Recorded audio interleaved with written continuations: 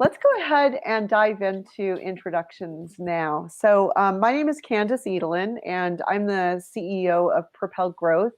I actually new to the ERP and CRM channels. I am a founder of several businesses, co-founded 2 technology businesses in the financial area, and have been working quite a bit in the channel for the last 3 years, kind of coming in more through the Acumatica side of things.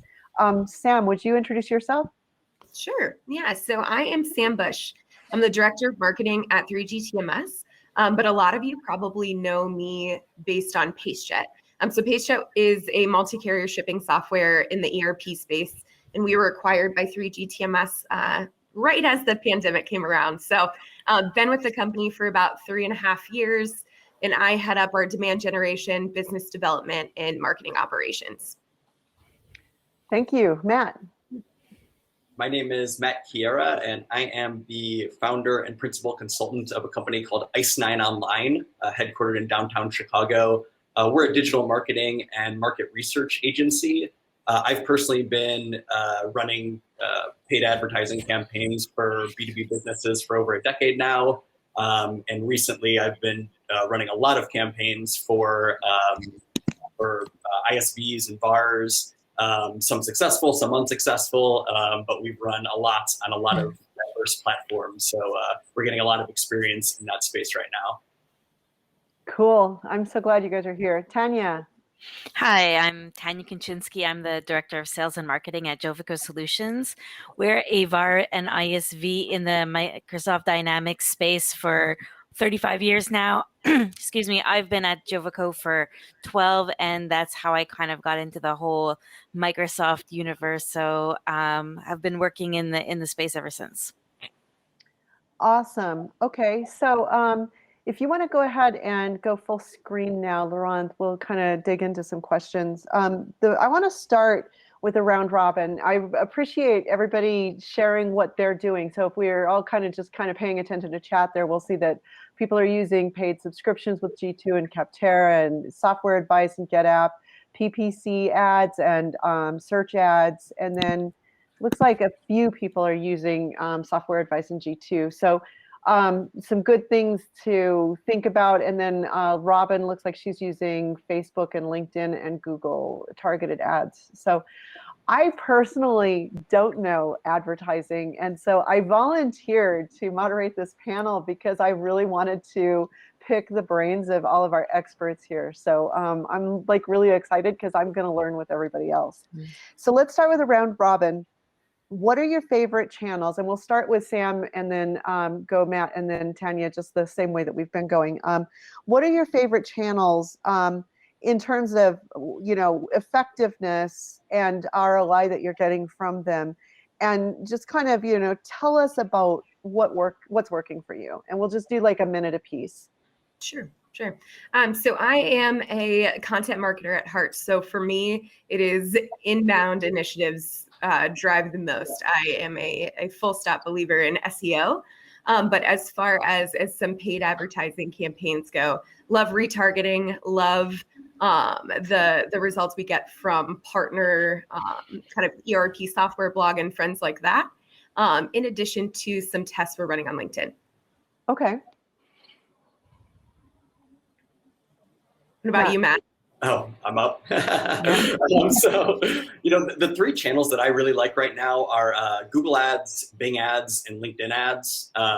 Specifically, Bing has been a phenomenal channel for a lot of our clients because you can essentially get a lot of the same clicks in terms of the quality of the click that you'll get from Google, but at a much lower cost than what you're going to spend on Google. On LinkedIn specifically, the component of LinkedIn ads that I really like right now is LinkedIn lead gen forms, which are great for a multitude of reasons. But basically, it's an ad where if somebody clicks on the ad, they're able to actually fill out a form and send you their information right there from LinkedIn. So it makes essentially a frictionless experience to get the person's contact information. Google Ads, there's a whole bunch of different campaign types that I like. Search is working really well for a lot of our clients. Display remarketing and YouTube has been very good as well. Thanks. Tania? All right, from my end, we have a quite modest budget as a VAR in the Microsoft space. So for us, SEO, anything we can do organically, which means free, but it's definitely not free because there's a lot of time that goes into it.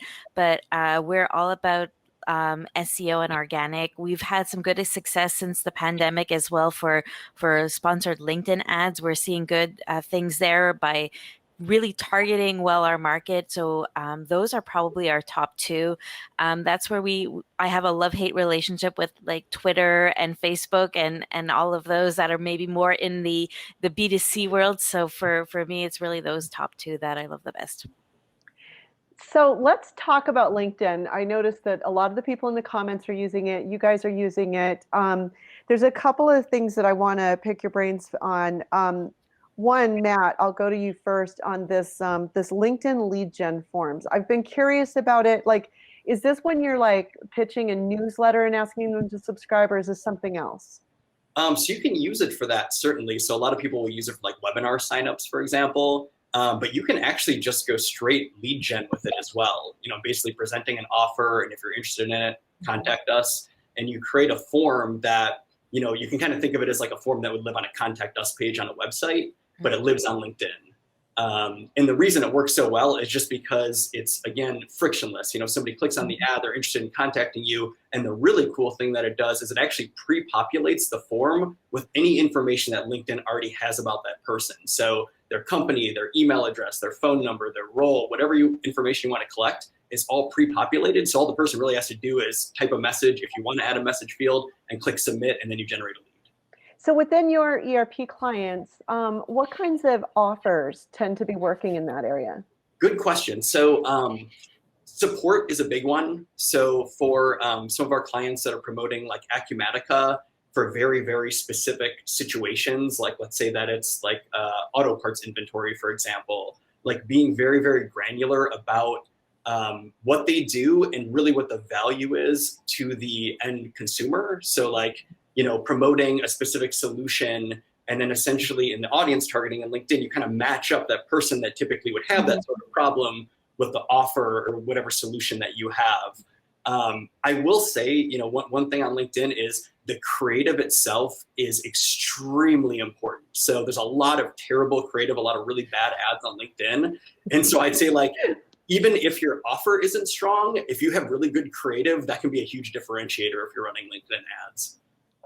Okay, so then other types of paid ads, I think, Sam, you mentioned that you're doing some stuff with that. What kinds of things are you doing? And I want to ask this question from a personal pain point too. I was trying to target a really tight niche of Acumatica VARs. And I found that because it was such a tight niche, the price per click was going to be like $100. So I would love to hear what you're doing to make that more affordable. Yeah, so we're an ISV. So VARs are some of our biggest promoters and some of our best friends. The way that we have reached them best really is kind of what Matt was mentioning, Bing. Bing has been a really good low cost per click, low cost per conversion for us. You've got to think when you get a new Windows computer, the minute you get that computer, it's already set up to be Edge. It's already set up to be Bing. And depending on maybe your demographic and audience there, you really might be able to use that sort of channel and tactic a little bit differently than maybe others. So we see great results on our Bing ads, specifically for VARs. The other thing is list. You have got to have those lists that you make yourself, not buy. I think that's been a topic a lot today. But have those lists that you kind of procure and create yourself and plug into your advertising platforms and say, I want to talk to a reseller at Crestwood and Associates, or, you know, these specific people, and really target them based on a couple of levels of criteria. So it's not just a big spray and hope. It's really a list gets you far. Okay, good advice. And Tania, I think you're doing some stuff with LinkedIn too, right? Yeah, and to kind of piggyback off of Sam's point, it's really about targeting makes it more affordable. So you're not just spraying everywhere and watching the money leave your account. So by having that really targeted focus, for us, localization is key. As a VAR, making sure that we're not spraying everywhere across Canada. We're just staying within our local markets. Or if we're doing a campaign, another topic that was super important today was making sure that sales and marketing talk together. So when sales has like a social selling campaign that they're starting, we make that specific list. So the sales guy is going to go, hey, how's it going? And then even if they don't answer back, because we all know that those guys are super annoying and no one wants to like add them as us on the list, we've still done the work. We still know who we want to target. So we do our LinkedIn campaigns based on these lists. So they still see us, and we've gotten good results of people, maybe not the first time clicking in or answering back, but further down the road. So that's my tip of the day to everyone is keep your list small and accurate, and that keeps your budget down. Good advice. When you're tightening your lists, are you targeting like a specific vertical niche or something like that in addition to going geographical, or do you focus on company size, or how do you figure out those niches? For us, we do all of those. So we'll have different campaigns based on what the role is in the organization. To Matt's point in regards to making sure that you have the good advertising, so that when you're advertising to someone, that role, it talks to them. You're not talking IT to an engineer, because for us that's one of our niche markets. When we're talking to the engineers, we'll talk more project management and those pains on that side. It all comes back to the same in the end, but by targeting those messages, we getting higher clicks as well. Okay, cool. So let's talk about with these paid ads across all of these different channels, how do you think about budget? Matt, you want to talk about that first, and then I'm gonna, since you're kind of the outside, how you talk with clients, and then Sam and Tania can talk about how they're justifying budgets internally. Yeah, for sure. So, one thing on budgets is it's okay to set a budget, but you always have to make sure that it's flexible, because you want to, like, if something's working really, really well, obviously you want to reallocate budget quickly and pour more of your budget into whatever campaign is running very well for you. And if it's not, you want to shut it down quickly so you're not wasting budget, right? So how do you actually create a budget? What I typically recommend for our clients is start with your cost per lead. Okay, if we're talking about lead gen for a VAR, for example, think of, okay, based on historically everything that we've done in marketing, we're willing to accept a $250 cost per lead. That's what we're willing to spend for a high quality lead. And then you can kind of back into how many clicks you require on the particular channel based on what that goal CPL is. So then okay, I'm going to need to get more clicks at a lower cost in Bing to try to get to that. Or, if it only takes 5 clicks on LinkedIn to reach my CPL, that's totally fine. And then CPCs are really a lot less important, because you're more worried on how much you're actually paying for that end quality lead. So that's typically what I recommend, is like set a goal. Like I want, 30 leads this. Okay, I'm willing to spend X amount of dollars for each one of those leads, multiply that, and that's your first monthly budget. Okay. Yeah. I think for me, something I always like to say with budgets is have a separate test budget. That has been a very helpful thing in my organization, from a data reporting trust perspective. Having one that's set that says, we're going to spend X amount in Google, Bing, and LinkedIn, but then there's this little other bucket to say, I'm going to try something new. For example, my CEO always finds these great Facebook ads that he loves. And he's in kind of our demographic and general audience set. So I'm going to take a chunk of that money and do a test campaign, but got to make sure it's kind of separate so that you can really manage how it's being spent. And with that test budget, we do like a week sprint test, and then, audit after a week. And then if it's going pretty well, or at least above what we expected, we'll let that run a whole month and really test from there. So that is how we really manage a lot of our budget. I work in software, right? So talking to our board, our executives, our teams, in terms they understand, like, we're going to do a testing period. We're going to do these sprints. It really helps kind of get that buy-in you need across while you're trying. Great advice. Tania, when you're doing it as a VAR, kind of what approaches are you taking for budget? For us, or for a lot of others out there who are like CPC, cost per lead. Oh my goodness, I don't even know what those are. How did we start with that? Was we worked backwards. We're like, okay, this is how much test budget we have, and then we tested it. So we put a max in LinkedIn. You can put a max per day that you're willing to spend. Keep it at that, so you kind of have an idea. If your budget goes in 2 minutes, you're like, oh, okay. But so let's either refocus or learn more on what we have to do. So for us, it was a lot of you have to be on it every day, looking at what you're getting, who's clicking. Kind of like Sam says, test it for a week. But sometimes in their first 3 days, you'll have you'll blow your budget. So you really have to make sure that you set that box early so that you're not blowing your budget, and then you can kind of adjust it if need be. So for those who have modest budgets, that would be my recommendation to you guys. So Matt mentioned a cost per lead target. What do you use as your cost per lead, Tania? And I'm going to ask that same question to you, Sam. For us, it really depends on the size, and we can go from, let's say, $12 a click to $50 a click, depending on how small or how niche it is. So that's a terrible range, but that's kind of what I see on a regular basis. So our budgets per campaign, let's say for a campaign that goes for a month, we'll have 2 different, let's say, ads that go on that time, because after 2 weeks, we notice that the number of clicks starts to trail. We usually have a $2,000 budget for our campaign on LinkedIn. Okay. And Sam, how about you guys? Yeah, this is a hard one for us. So our audience spans a $1 million business all the way to a $15 billion business. But when we talk kind of that big range, that cost per click could be anywhere from $10 to $500. We're in the transportation space. So shipping keywords and transportation keywords are just like lawyer keywords. They're insanely priced. So you've got to be really meticulous when you're using those.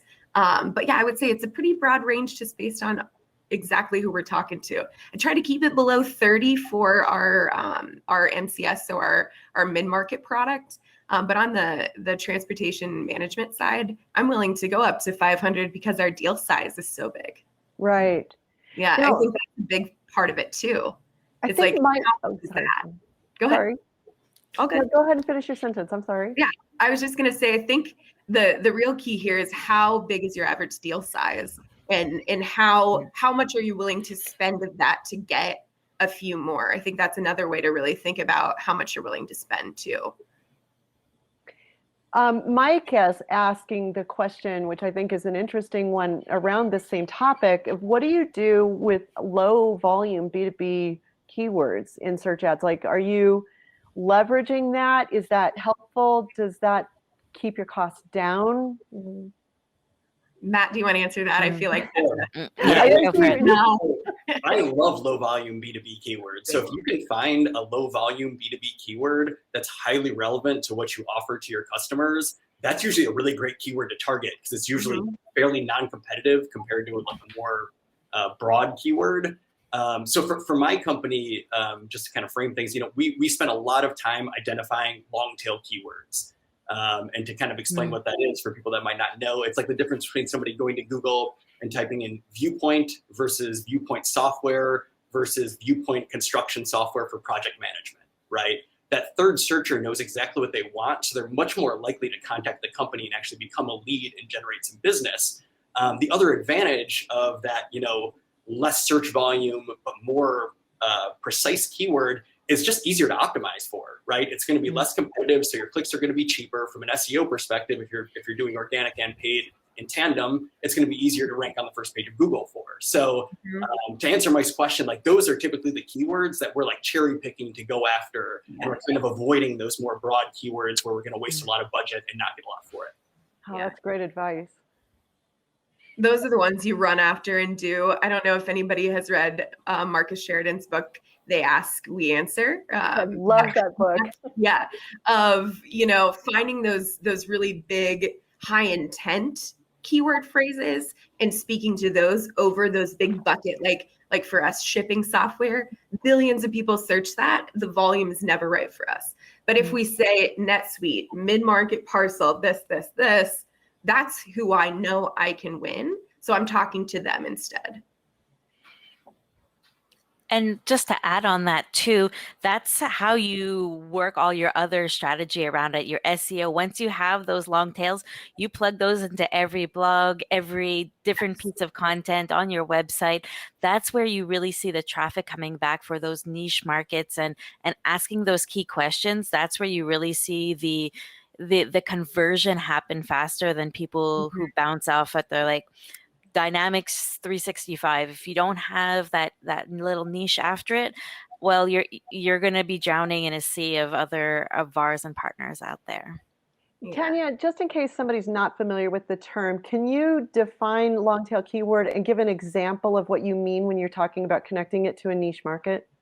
Sure. So for us, we're in the professional services. So we're a Microsoft Dynamics 365 provider specifically for professional service firms. So for us, that kind of narrows it down that way, or something sometimes time and expense for engineering firms, or something where it narrows down the search from just time and expense. That can go anywhere from someone just wanting to calculate their monthly budget to firms who want to track their company's time. So for us, and we're a modest group, what we do with it. But for us, it's really trying to focus in on what their pain points are, and that's how we search back to our page. Okay, I want to shift over to lead quality. So we talked about cost per lead, but man, if you spent $500 and the lead doesn't actually want to have a conversation with sales or is like totally unqualified, it's like, ugh. So what are you guys doing to measure and score lead quality before you hand them over to sales? And what kind of criteria does sales expect from you? I'll let whoever wants to jump into that, go for it. Yeah. How about you? I'll jump in if Okay. nobody else. So I mean, lead quality is paramount, right? Like if you're spending a bunch of money in advertising and you're generating leads, but it's not your target market or it's spam, then what's the point, right? Mm-hmm. So there has to be really solid communication between the marketing team and the sales team. And I highly recommend having maybe like some sort of ongoing meeting or a check-in or some sort of shared document that you're working off of, or even just in your CRM, where the sales team can go in and score a lead and say like, this is a red hot lead, this is exactly who we're looking to target, and then score, all the rest of the leads based on whatever quality they are, all the way down to like, this is spam and relevant to the way that we do business. And then, when you take that CPL, you do have to think of it in terms of, X amount of those leads are going to be worthless, right? It's just inevitable when you're running advertising campaigns. You're going to get people that were confused by the offer or didn't mean to click on it or hit the submit button too fast when they didn't mean to, whatever the case may be, it's going to happen. And so you have to kind of look through those leads, make sure that you're scoring them. And really, what I also recommend doing is for the really high quality leads, backtrack and look at your Google Analytics, look at the ad platform and say, okay, what touches happened before this person became a lead? Did they start organically? Then they clicked on an ad, then they went to some other part of your website, then they went to a referral site and came back to you, whatever the case may be. Start to really try to understand that funnel as much as you can, so that once you start getting those really high quality leads, you're able to identify where they came from. And usually, like one-click leads for really high-quality leads are fairly rare, right? It's rare that you're just going to have somebody that sees an ad, they're a perfect target market, they're ready to work with you right then, and they click that submit button. It's much more likely that you're going to get a bunch of impressions from your various online properties, then they see an ad, then they might become a lead for you. So that's all data that you need to be kind of staying on top of. And Google Analytics is great for that. I highly recommend, if you don't have Google Analytics on your website right now, put the code on there and start understanding, the funnels that people are taking through your site and your properties. Yeah. Sam, Couldn't have said it better myself, Matt. What's that? I said I couldn't have said it better myself. Mhm. I wasn't going to say anything like that. Yeah. So there's questions coming in from Elise and Kristen about this idea of PPC. And Elise is asking, is it wise to even continue investing in PPC because we're not getting great results? And then Kristen is asking a little bit about wasting money on PPC in the past. So are there recommendations? Is PPC a good way to discover leads with intent? Or do you recommend just not even doing PPC and looking at other platforms? In my experience, a couple of things. I think it really comes down to the strategy, and there are a couple of things that I would test before kind of giving it up. One of them is knowing your negative keywords and assigning those correctly. So if you're getting a ton of leads for people who want to print a UPS label, but you don't do that, making sure that the ad platform knows you don't want those, deprioritize those. That way cut out on some of the noise of those, and can kind of clean up. So that's one thing that I employ that's been pretty helpful for us, as to not move away from it. But other thoughts from you guys? For us, we moved away from it because it was just too expensive. Trying to get a budget that would be worthwhile on Microsoft Dynamics, it's not possible. So for us, we took that budget and we put it towards organic growth and SEO and building our strategy and putting our time in there. And we've seen a lot more bang for our buck, just depending on what you're looking for. For us, it made more sense to just pull out and put our money otherwise. Matt, you want to answer that too? And then I'm going after that SEO comment and we'll dig in there. Sure. Yeah. I mean, so typically with any ad platform, performance gets better over time. And I would almost think of the first few weeks that you're running a brand new campaign, the value in it is really the data that you're getting back. You're understanding how many people are searching for the keywords, what your conversion rate could be, how much your CPCs are, what related keywords is Google serving your ads for if you're running like Google Ads PPC, for example. But it gets better over time, and you have to keep on testing and you have to keep iterating. And very importantly, you really have to have somebody that's managing the account that knows what they're doing, because it can be a matter of just like having one setting tweaked improperly, and that can ruin the performance of your campaign. So, with these online advertising platforms, you have to be really careful to like not make the rookie mistakes, because that can cost you a lot of budget. I'd say, like, just to give you an example, so we have a client that's a VAR that we're working with right now. When we first started running Google Ads campaigns for them like 8 months ago, we were seeing like between $300 and $500 per lead, extremely high CPL in Google Ads. After running for about 8 months, we're at like $50 to $100 CPL for quality leads.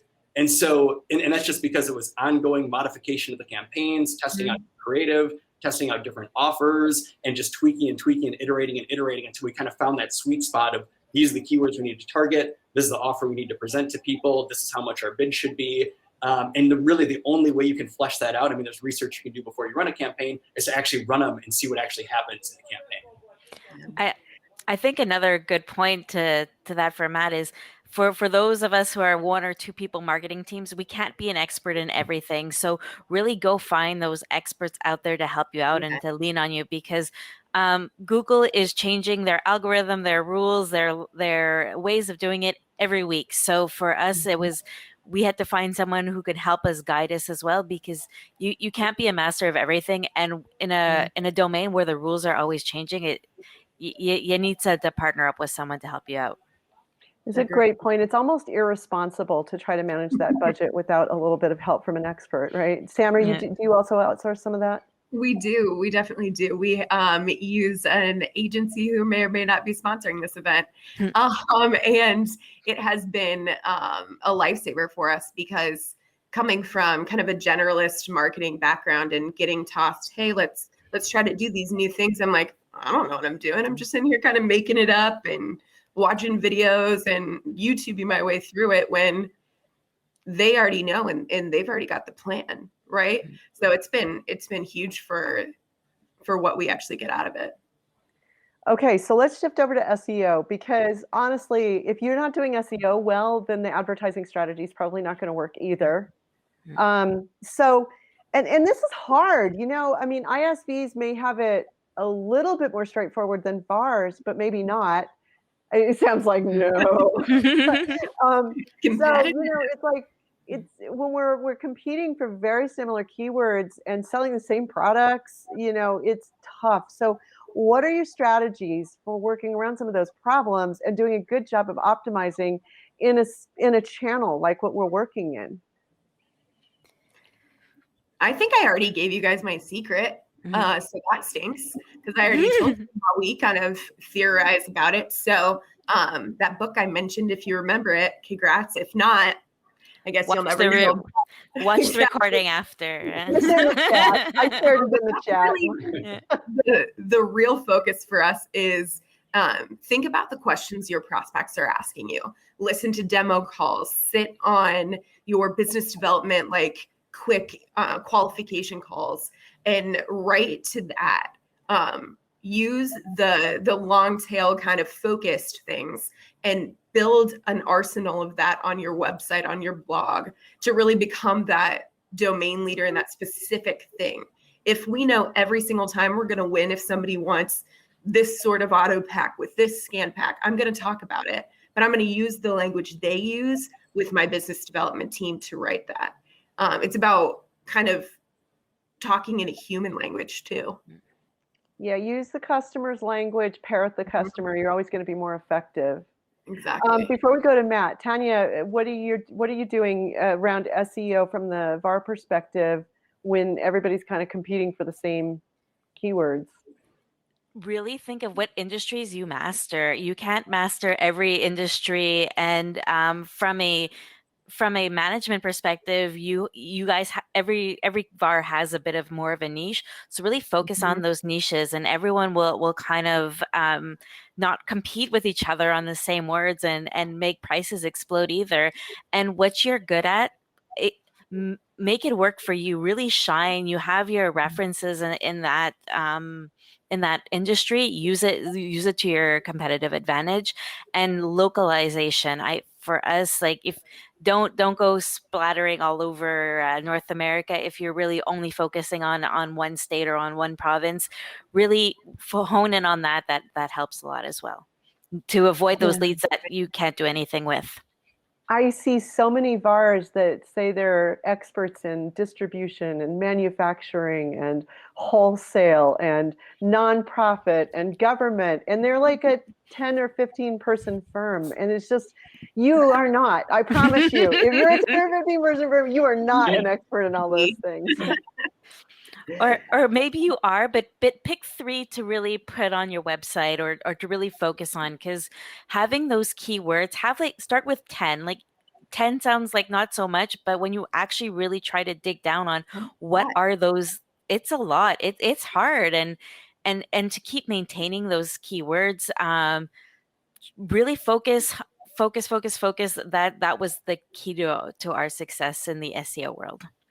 Yeah, I look at it as, if you're in if you want to focus on manufacturing, you know, you could look at steel fabricators in the manufacturing industry and really focus on steel fabricators. And, you know, ERP for back office for steel fabricators is probably going to be one of those low volume search terms that's going to get you great intent. And you'll be able to SEO optimize so that you can get some organic traffic too. But you're not going to get that if you just try to optimize on manufacturing. Yeah, I totally agree with everything you just said. I mean, niching down is just such a smart idea when it comes to SEO.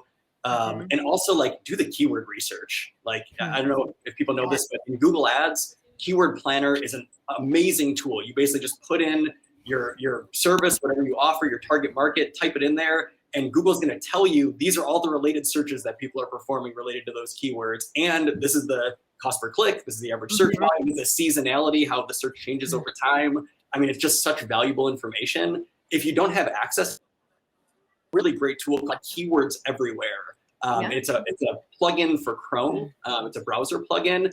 And what it does is anytime you do a Google search in Google, it's going to show you similar data. So it's going to show you the CPC of that keyword. It's going to show you related long tail keywords. It's going to show you the search volume. And so it's literally as easy just installing this tool and then doing a Google search. And you'd be so surprised like how many of your preconceived notions about what your customers are searching for are totally blown away. You know, it's totally going to change. Or opportunities that you see for keywords where you're like, wow, I never thought that somebody would search for something like this. But hey, they are. There's 1,000 searches a month, and it's non-competitive, and it's a great, easy keyword for me to rank for. So I highly recommend keywords you want to target. And I'll throw in one more tool just as a bonus, because it's my other favorite keyword research tool. Answer the Public. I highly recommend. I was just going to say it. Nice. Yeah. So Answer the Public is an expensive tool. They do offer a handful of credits that you can use per day. But basically what you do is you put in, like if you typed in Acumatica, they're going to tell you all the questions that people are asking in search engines related to that topic. So who, what, when, where, why. And those, yes, exactly. If you're doing any sort of content marketing, it can be so helpful. Or even if you're doing like technical optimization to your website, like you can literally see exactly what people care about in relation to your business or whatever software solution you're using. So great to do keyword research. Highly recommend. Okay, it's so important. I want to shift us over to syndication of content. And then I want to make sure we take some time to get to Natalie's question. Natalie, I'm leaving you to the end because we will totally run out of time if we address that first. So, what kinds of paid content syndication or posting paid content on third-party sites have you guys done? Personally, I've built my whole business doing organic syndication where I get publications to take my thought leadership content. But what are you doing in this space to get your content out where it's found on larger audiences that can then flow it back into your site and your leads? I'll be real honest. We do not do enough of it. It is a big area of focus that I know I need to be more invested in. And Anya, if you're on here, I'm sorry, but I'm getting better. But there are a couple that we recently have done kind of an audit of where we need to be for everything. And we've got a good list and some copywriters ready to go. But for me, we have not invested enough in it, and it's to our disadvantage. So for us, it's shout out to Anya, the ERP and CRM software blog for us. That was kind of what, as the one woman marketing show, she kind of focused us in on where to start. And it forced us, once a month, and then once came twice, and twice came 4 times. So just having that focus, to have someone kind of always helping you with tips and tricks, that really helped us a lot. So not only just from a syndicated, and then we get our emails from Microsoft on Monday saying where stuff posted. And when I forward that off to the president saying, look, our blog was reposted from Microsoft, that's the buy-in I need that, hey, this is working. So for us, that was a big one. We've also started working with industry associations. They are starving for content. They are looking for people to guest blog. So any chance we get to, we will pay the $500 or whatever to put our blog up there, but they usually have lots of great backlinks. They have good authority. So that's how we've been also trying to stay in our niche, but be able to get our word out there, not just from a dynamics perspective. Yeah, totally. I mean, everything you just said also rings true for me. I mean, I would say like ERP software blog, there's a lot of really good ones out there. If those aren't relevant to your specific business, like if you just go to Google and type in like whatever you do and then blog, or whatever you do and then news, like there's so many niche blogs out there right now. So you'll probably find one that's willing to accept a guest post from you, and do guest posting. You know, I mean, that's really crucial for SEO. You need backlinks. Guest posting is a really easy way to get them. You know, you basically write some content for them, they backlink to you, and then now you have this hopefully high authority backlink to your site, which Google and search engines love that. So yeah, you just have to kind of seek out those opportunities. And the other thing I'll say is that I found with a lot of our clients is that if you produce really good content on your own blog and you start getting a lot of traffic to it, these other blogs are going to reach out to you. They're going to notice that you have traffic. They're going to want a piece of the pie, and they're going to present you with opportunities. So you don't even have to go out and search them out as much. But it's just a matter of creating really good content on your own blog. Yeah, the reverse, I think, is true as you start building traffic in your blog of inviting influencers to blog on your blog, then they'll promote their blog post on your blog, and that'll drive more traffic too. And all that's organic, it's free, unless you, I mean, the ERP software blog and Anya's other blogs are a small fee, but I mean, it's compared to the cost per lead that we're talking about, it's nothing. So I strongly urge anybody who is creating content to use these strategies. All right, so the big elephant in the room is this issue with the third-party cookies, and that's going away, and kind of what are we expecting as an impact from that? Are you guys planning for it? What kinds of problems do you anticipate? How is that going to change things for you? And maybe, I don't know who wants to tackle this, but can you explain what third-party cookies are for anybody that isn't familiar with the problem? Matt, I think you were. Yeah, I was waiting for you, Matt. This is there. It's a complex topic. Yeah. Do you want me to? Okay, so essentially a cookie is like, you've all had this before. Like, you go to a website, you're shopping for shoes or pants or whatever you're shopping for, and you leave that website and you go to a bunch of other websites and you're seeing ads for that product that you were looking for on that first website.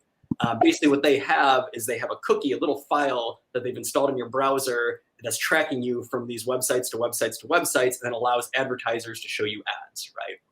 So due to like a lot of privacy regulation that's going on right now, those are eventually going away, third-party cookies. So what are the big ad platforms doing? So essentially what they're doing is they're getting rid of third-party cookies, but they're trying to replace it with something else so you can still track people. So tracking people is not really going away. It's just the method of tracking people that's changing. So Google's doing what they call flocks. So basically, instead of cookieing people based on their specific device, what they're doing is they're going to start collecting a lot of people's data and then aggregating it into groups. So there'll be like movie lovers, and there'll be dog lovers, and there'll be people that went to ERP blogs in the last 30 days, and there'll be all these different criterias, and they'll have these big groups of people, and then those are the people that you'll be able to target with ads. So remarketing isn't necessarily going away, it is changing. The other thing I'll say is that, and this is a very important differentiation, is that there's third-party cookies, but there's also first-party cookies, okay? First-party cookies are not going anywhere.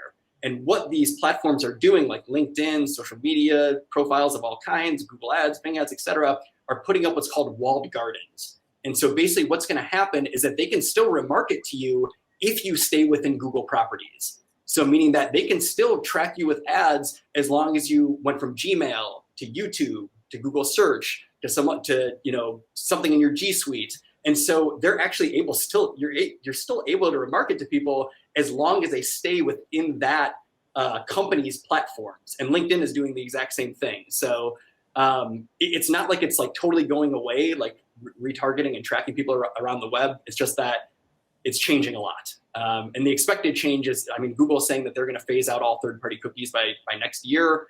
Whether or not that's going to happen, like Google makes a lot of claims. Sometimes they happen, like they say, sometimes they don't. We'll see, TBD. But absolutely, I would, if you're really serious about online advertising, start looking into this stuff and start kind of creating a game plan for when it changes from cookie-based third-party remarketing to flocks. Like, what flocks do you want to target, right? Start thinking about that kind of stuff so that you kind of are ahead of the curve once they flip the switch and say, okay, third-party cookies are done forever. Thanks. So I just, Laurence, would you pull up the slide with our closing information?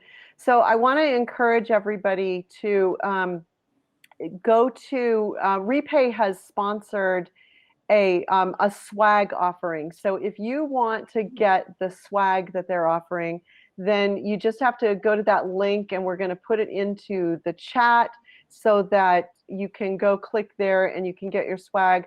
We really appreciate the sponsors. A whole bunch of companies came together, including Ice 9 Online